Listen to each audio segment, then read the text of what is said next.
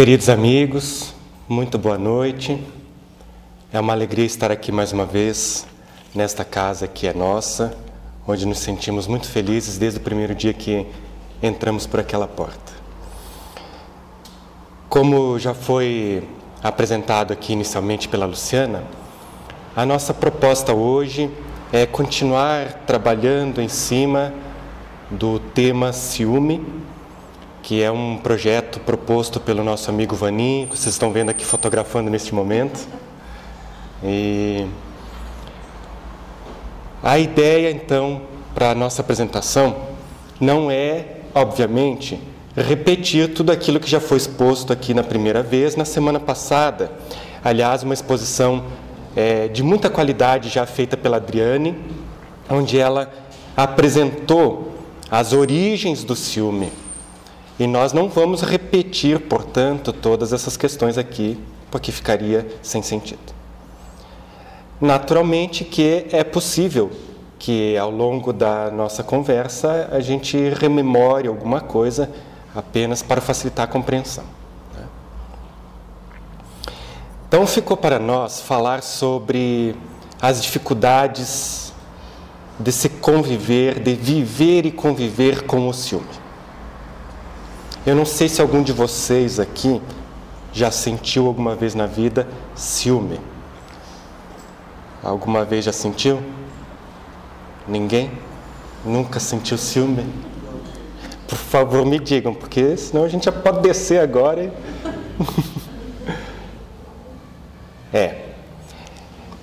Conviver com este sentimento. As dificuldades que este sentimento provoca naquele que sente o ciúme, bem como naqueles que convivem com ele. É sobre isso que nós desejamos falar. Bom, nós escolhemos então, achamos assim muito adequado para abordar este tema, um item do Evangelho segundo o Espiritismo, uma das 5 obras básicas da codificação, uma das 5 obras fundamentais da doutrina espírita. Nós escolhemos o item 23, do capítulo 5, Bem-aventurados os aflitos. O item 23, os tormentos voluntários.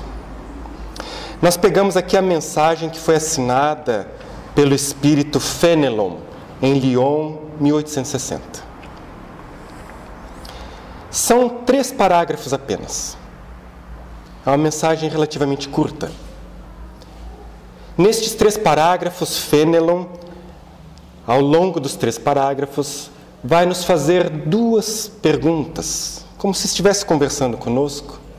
E sobre essas 2 perguntas, quando nós chegarmos nelas, eu gostaria que vocês refletissem comigo. Mas então ele começa o texto dizendo assim: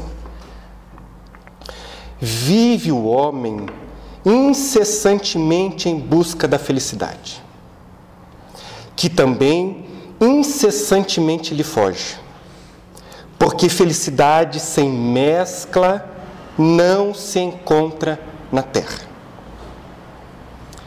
Então é muito interessante como ele começa o texto, porque a gente consegue constatar no nosso dia a dia, sem a necessidade de grandes prescrições filosóficas, investigações, a gente consegue constatar que é fato. O ser humano busca incessantemente a felicidade. É algo que está dentro de cada um de nós. A busca da felicidade nos impulsiona para a frente.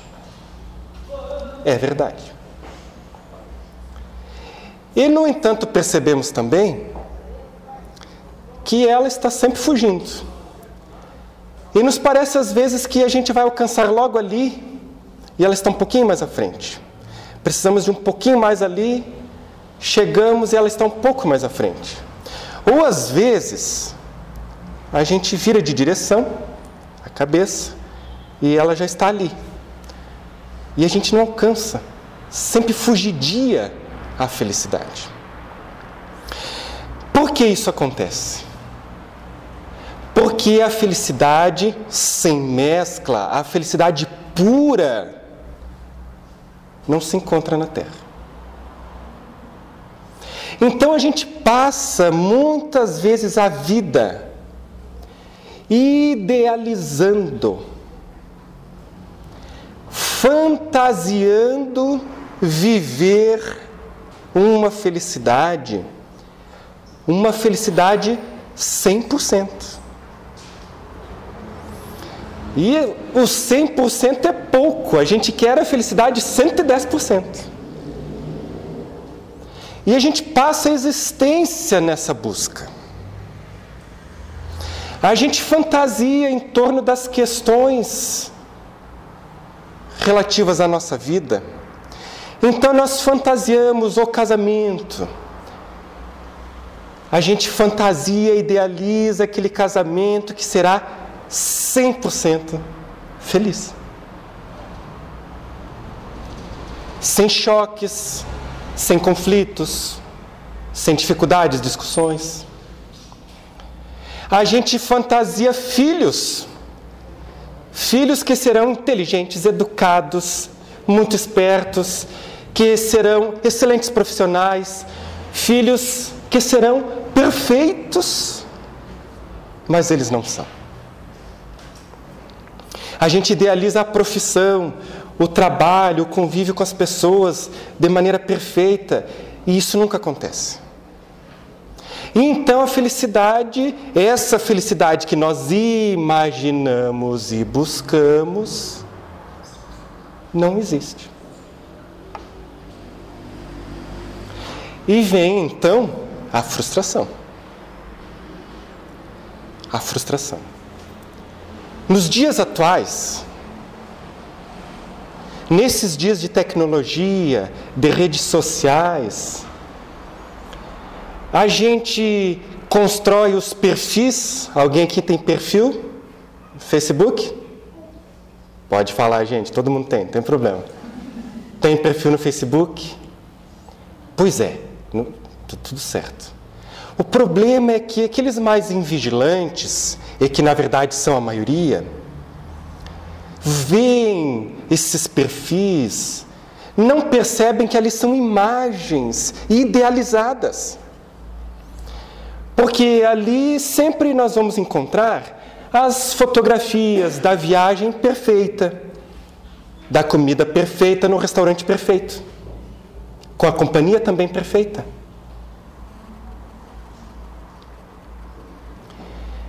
Passa essa imagem, que na grande maioria das vezes não representa a nossa vida diária, cotidiana, do dia a dia.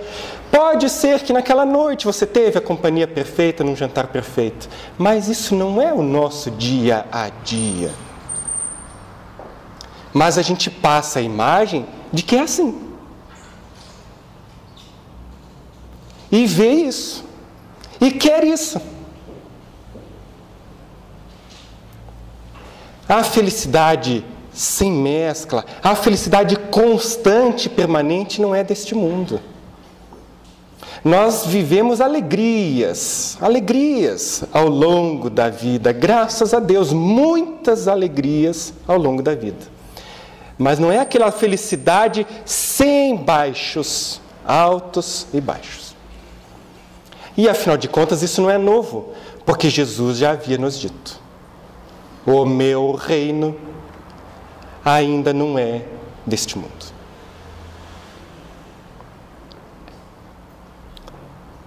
Mas continua Fenelon. Entretanto, malgrado as vicissitudes que formam o cortejo inevitável da vida terrena, poderia ele pelo menos gozar de relativa felicidade. Olha só que interessante isso. Vamos traduzir. Ele está dizendo assim: que apesar das vicissitudes que nós experimentamos ao longo da vida, e que, portanto, não temos a felicidade pura na Terra, nós poderíamos gozar de relativa felicidade. Se não a procurássemos nas coisas perecíveis, sujeitas às mesmas vicissitudes, isto é, nos gozos materiais, em vez de a procurar nos gozos da alma, que são um prelibar dos gozos celestes imperecíveis. Quando nós reencarnamos, nós planejamos algumas provas pelas quais deveremos passar e que são necessárias ao nosso crescimento espiritual. Aí alguns de nós vão escolher a prova da pobreza, da miséria. Outros vão escolher a prova da riqueza. Outros vão escolher a prova da mediunidade. Outros vão desenvolver, quem sabe, um problema orgânico, físico, carregar para o resto da vida. Enfim, nós temos tipos de provas, como nos elucidam os espíritos superiores em O Livro dos Espíritos. Escolhemos o gênero de provas pelas quais nós iremos passar ao longo da vida. Mas o que ele está dizendo aqui é o seguinte: você escolhe um gênero de provas que serão centrais na sua vida, necessárias ao teu crescimento, mas todas as outras vicissitudes da vida são de brinde. É o pacote completo. Porque pelo simples fato de reencarnar na Terra é uma prova. O simples fato de nascer aqui neste mundo é uma prova. Com todo o seu conjunto de oportunidades, de provas, este conjunto de provas, oportunidades de crescimento que nós recebemos ao longo da vida, que vão nos propiciar o crescimento espiritual, o amadurecimento psicológico, o amadurecimento emocional, porque nós vamos vivenciando então essas vicissitudes na vida. E são muitas, não é verdade? Então a gente tem as vicissitudes materiais, tem o inverno, que é muito frio, e a gente fica esperando o verão. Mas o verão é muito quente, a gente fica esperando refrescar. Tem as vicissitudes deste corpo, que é um corpo pesado, né? A gente faz força para ele ficar mais levinho um pouco, mas ele é um corpinho pesado, e que vai nos levar também a algumas experiências interessantes. O próprio envelhecimento, com as suas vantagens e dificuldades. As doenças, as gripes, os resfriados, as laringites.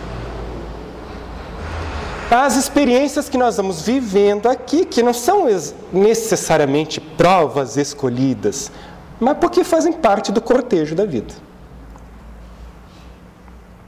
Bom, apesar de todas essas vicissitudes, diz Fénelon, nós poderíamos ter uma felicidade relativa, viver uma felicidade relativa, se a gente não procurasse no lugar errado. A gente procura no lugar errado. Porque a gente quer ser feliz gozando dos bens materiais, das sensações. Mas o que é material e sensual também está sujeito a vicissitudes. Porque hoje eu tenho saúde. Posso gozar a vida, como se diz. E quem me garante que daqui uma hora ou amanhã eu não vou ter um colapso orgânico? Aí acabou a felicidade. Eu posso ter a posse de muitos bens, nada me garante que daqui a 1 ano ou 5 anos, algum revés político, econômico, financeiro me leve à bancarrota. Ou isso nunca acontece, gente? Acontece. Então eu não posso depositar a felicidade em algo que é perecível, que é transitório. A felicidade que nós podemos experienciar neste mundo não depende do que é transitório. Eu só posso conquistar alguma felicidade neste mundo buscando os prazeres da alma. Porque estes são imperecíveis.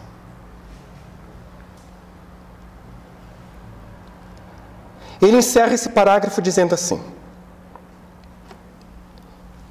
em vez de procurar a paz do coração, única felicidade real neste mundo, ele se mostra ávido de tudo o que o agitará e perturbará. Que coisa singular! O homem, como que de intento, cria para si tormentos que está nas suas mãos evitar. Ele diz assim, nas nossas palavras, né? Que coisa estranha. Que coisa mais estranha. O homem parece que faz de propósito. Procura aflições. Procura tormentos que ele poderia evitar.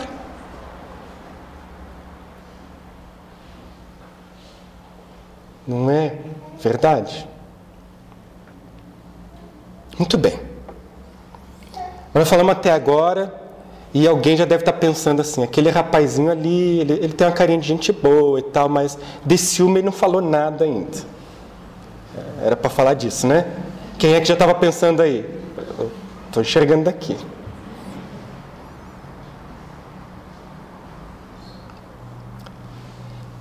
Ele vai nos fazer uma pergunta agora. Ele começa o segundo parágrafo dizendo assim: haverá maiores tormentos do que os que derivam da inveja e do ciúme? Haverá maiores tormentos do que aqueles que nascem da inveja e do ciúme? Será que o ciúme causa tormentos? E a inveja? Quem já sofreu de ciúme aí? Pode ser assim um pouquinho só, não aquele ciúme, aquele passional, mas alguém já sentiu aquele ciúme? O que é ciúme? É um desconforto. É um desconforto que a gente sente em relação a outra pessoa ou a outras pessoas. Sentimento esse que nos causa um desconforto, fruto da nossa insegurança. O ciúme é consequência da nossa insegurança, da nossa imaturidade, da nossa sensação de incapacidade. Isso é o ciúme. O ciúme pode ter causas diversas. É muito perigoso ou radical, ou vamos dizer assim, é de pouco bom senso quando a gente fala que estas emoções têm esta causa específica, porque na verdade nós somos seres muito complexos, né? Então, estudando, por exemplo, as obras de Joana de Ângeles, o espírito Joana de Ângeles, guia espiritual, mentora dos trabalhos de Divaldo Pereira Franco, a gente percebe a complexidade da alma humana. E as origens do ciúme podem ser diversas. O ciúme pode se originar de existências anteriores, das reencarnações passadas, porque em reencarnações passadas, é possível que eu não tenha sido assim um homem ou mulher muito exemplar no meu relacionamento afetivo. Eu traí, eu fui infiel, eu enganei. Aí esse complexo de culpa me cobra, esse complexo de culpa me atormenta, e a gente pode passar a reencarnação seguinte sem confiar em si mesmo inconscientemente e, consequentemente, sem confiar em ninguém. Mas o ciúme pode se originar também nas existências atuais, por traumas na infância, por exemplo. Não tem uma única causa. Mas o fato é que este sentimento de insegurança e inferioridade nos faz sentir com uma pessoa incapaz de ser amada. É isso. Incapaz de ser amado. Então a gente quer segurar o outro, quer segurar os outros, né? Quer a atenção deles, quer o tempo todo a exclusiva atenção. Mas vamos ver o que diz Fenelon.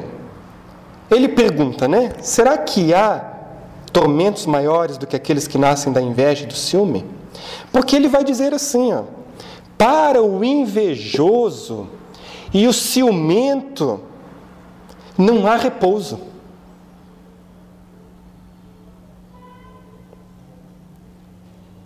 Porque o ciúme e a inveja são muito semelhantes. Não há repouso. Estão perpetuamente febricitantes. Perpetuamente febricitantes. Eu vou contar uma história aqui bem rapidinho, porque os ponteiros do relógio andam rápido. Há um relato que nós encontramos no livro Sexo e Consciência, de Divaldo Pereira Franco. Ele conta o caso de Eufrásia, que eu vou resumir em muito aqui, tá, gente? Os detalhes.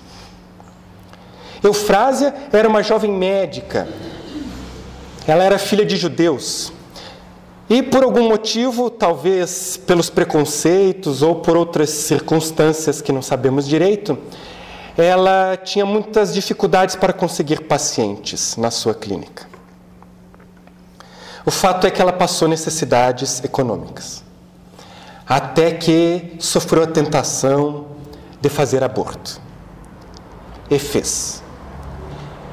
Fez um aborto, fez o segundo, terceiro, quarto, quinto. Tornou-se uma abortista.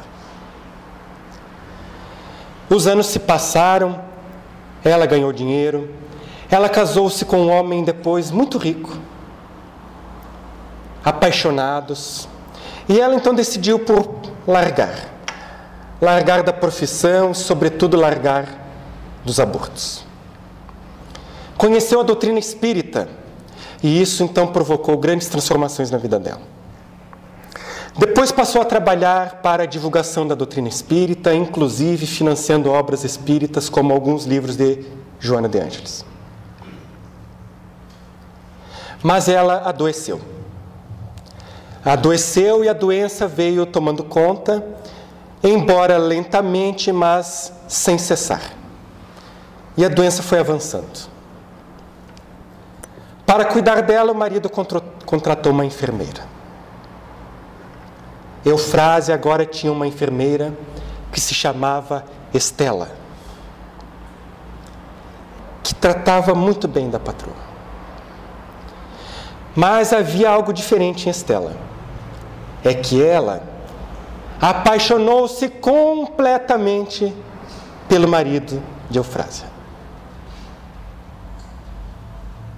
Completamente. Mas o marido era um homem íntegro. Em nenhum momento permitiu qualquer outro tipo de aproximação dela. Dedicado à sua esposa.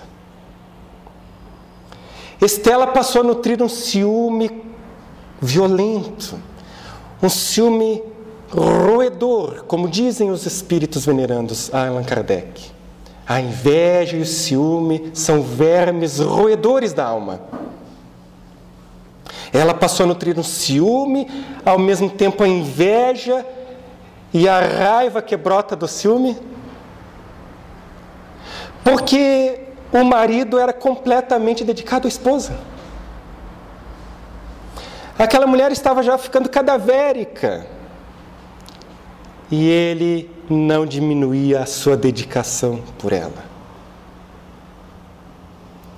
Muitas vezes Estela ficou espiando nas frestas das portas, das janelas, o carinho e a atenção dele com a esposa.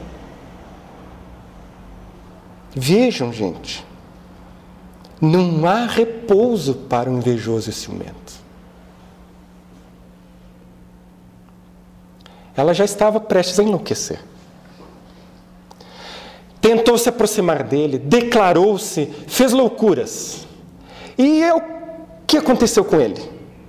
Começou a desenvolver um sentimento de repulsa por ela. Porque o ciúme não é amor. O ciumento às vezes até ama. Mas o ciúme não é amor. O ciúme abafa, o ciúme afasta, sufoca. O tempo passou e Eufrásia desencarnou. Ela desencarnou. Bom, o que fez o marido? O marido se chamava John. Ele saiu da cidade, passou algumas semanas fora, depois voltou e, a conselho de um amigo, este amigo, então, para facilitar a compreensão, era Divaldo Pereira Franco.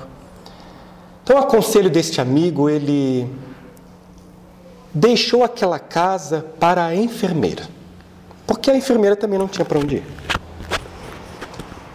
Não tinha para onde ir. Ele deixou a casa. Aliás, não era uma casa, era uma mansão. Uma mansão. Deixou a casa para a enfermeira. A contragosto, é verdade, mas deixou. E a enfermeira passou a viver lá sozinha. A conselho do mesmo amigo, em comum, ela começou a fazer roupinhas para crianças carentes. Chamou 2 ou 3 amigas, começaram a atender crianças carentes. O tempo foi passando e o coração de Estela foi acalmando. Adotou uma criança. Depois adotou a 2ª, 3ª. E o tempo foi passando. John foi convidado a voltar àquela casa para conhecer lá o que Estela estava fazendo. Quando ele chegou, já haviam mais de 10 crianças. E Estela cuidando de todas, com o auxílio de alguns poucos amigos. Ele resolveu ajudar o lar. Principalmente porque ele chegou diante daquela casa e o lar agora tinha um nome. Lar de Eufrásia. Começou a ajudar. Mantinha uma certa distância, mas começou a ajudar financeiramente aquela casa. E mais crianças foram chegando. Num belo dia, um pequeno bebezinho foi abandonado na porta do lar de Eufrásia. Era uma criança diferente das outras, ela era especial. Ela era uma criança com graves deficiências físicas. Estela acolheu. Mas quando John viu aquela criança, o coração dele saltou. Ele foi tomado de uma ternura, de um amor inexplicável. E ele dizia: se existe reencarnação, essa menina é Eufrásia. O tempo foi passando, meus amigos. A criança foi adotada por Estela. o amor daquele homem por aquela criança só crescia. Os corações foram se acerenando. Casaram-se. Vejam que aquele triângulo afetivo, pela bênção da reencarnação, foi refeito. Porém, agora em outras bases. Em outra situação. Estela não tinha mais aquela paixão enlouquecedora. Era um amor calmo e tranquilo. E a menina Eufrásia de volta. Porque vejam, Allan Kardec já havia dito em O Céu e o Inferno, ela já havia se arrependido. É necessário o arrependimento. É necessário depois a expiação. Ela estava expiando os abortos cometidos. E o que virá depois? A reparação. Mais tarde, mais para frente. Mas agora, aquele trio unido novamente. Para desenvolver, não paixão, mas amor. Ciúme, meus amigos, não é amor.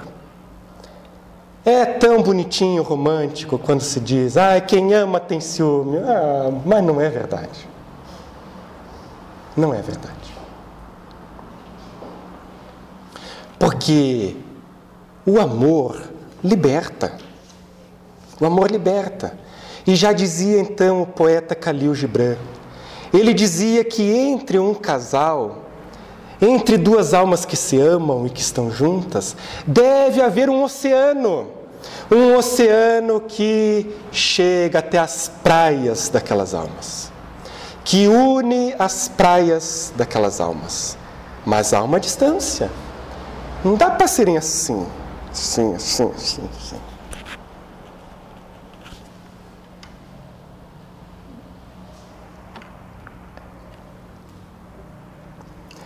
Vai continuar o espírito Fenelon.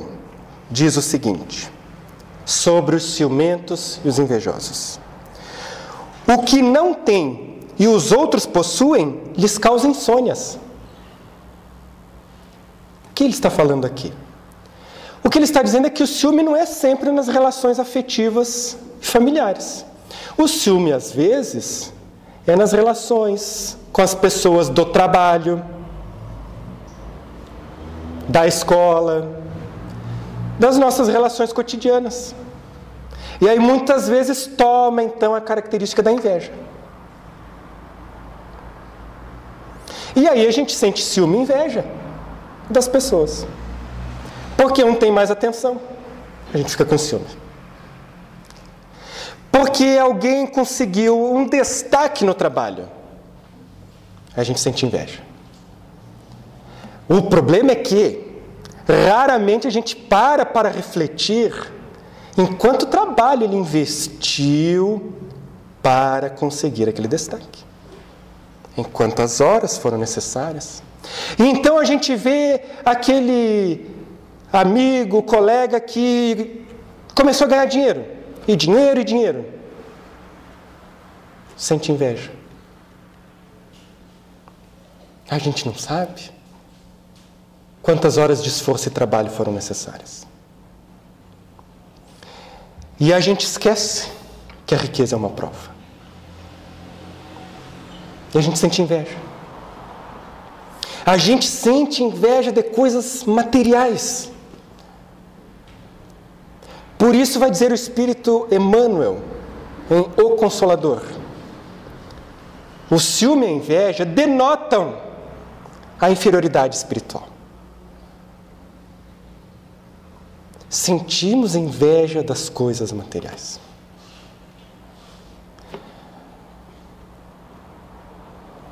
Mas é só das coisas materiais? Por incrível que pareça, não. Porque a gente sente inveja até das qualidades morais das pessoas. Porque se alguém, de repente, vamos imaginar que conhecemos alguém que vivia com certos vícios. Você conhece ele? Alguém conhece pessoas assim? O conheceu? Muito bem. Em algum momento, este seu conhecido toma a decisão de mudar. Toma a decisão de fazer esse movimento, essa transição, transformação moral. Começa a abandonar vícios gradativamente, torna-se efetivamente uma pessoa melhor, e o que é que a gente pensa que é inadmissível? A gente é pior do que o obsessor desencarnado. Demora para acreditar que ele mudou. E não aceita. Que não pode. Porque este sentimento de ciúme e inveja denota muitas vezes essa nossa fragilidade, essa nossa sensação de incapacidade de fazer o mesmo, de dar o mesmo salto. A gente sente inveja e ciúmes até das qualidades morais. A gente sente inveja e ciúme daqueles que conseguem, de repente, um destaque no meio artístico, nas artes, sem parar para se perguntar quantas horas ele passou dedilhando ao piano para que seus dedos ficassem tão ágeis.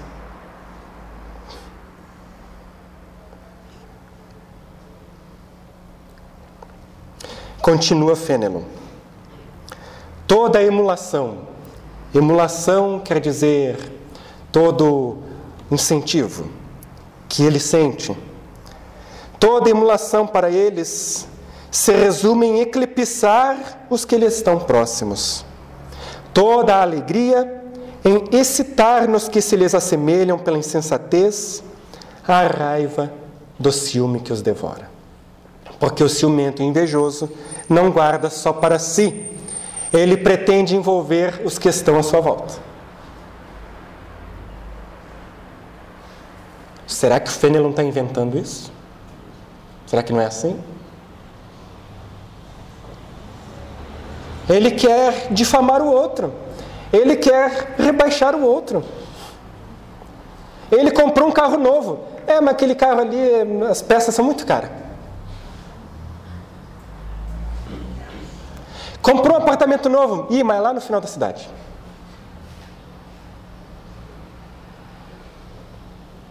Ele foi promovido no trabalho.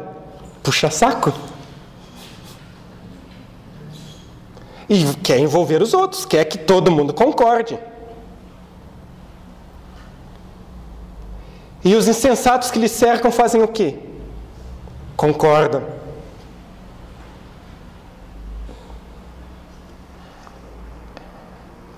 Pobres insensatos, com efeito, que nem imaginam sequer que amanhã talvez terão de largar todas essas frioleiras.